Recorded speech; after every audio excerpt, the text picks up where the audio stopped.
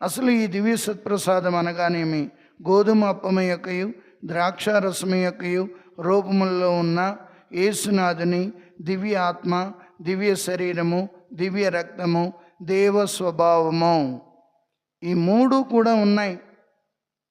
ఆనాడు తన శరీరాన్ని భోజనంగా ప్రభువు మనకిచ్చాడు. కడరారాత్రి భోజనంలో ఇదిగో నా శరీరము, దీనిని మీరు భుజింపుడు, ఇదిగో నా రక్తము, దీనిని పానము చేయుడన్నారు.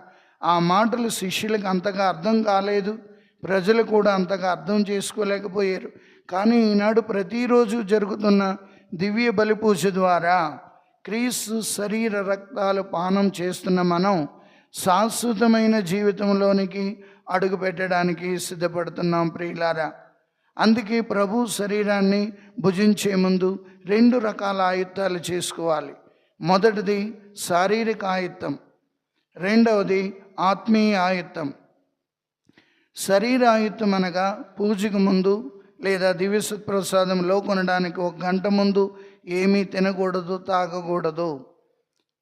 ఆత్మ ఆయుత్తం అనగా శరీరములో చావైన పాపము లేకుండా దివ్య సత్ప్రసాదములో కొనాలి. మరి ప్రభు గోధుమప్ప రూపంలో, ద్రాక్షారసము యొక్క రూపంలో మనకి ఆయన శరీరాన్ని, రక్తాన్ని ఇస్తున్నప్పుడు ఏ రీతిగా ఆ శాశ్వతమైన భోజనానికై నీవు నేను శ్రమించగలుగుతున్నామో. మనం భూలోక భోజనం, రకరకాల భోజనాలు తింటాం, హాయిగా ఉంటాం, మంచిదే. భూలోక యాత్రను కొనసాగించాలంటే ఈ భోజనం మనకు అవసరమే.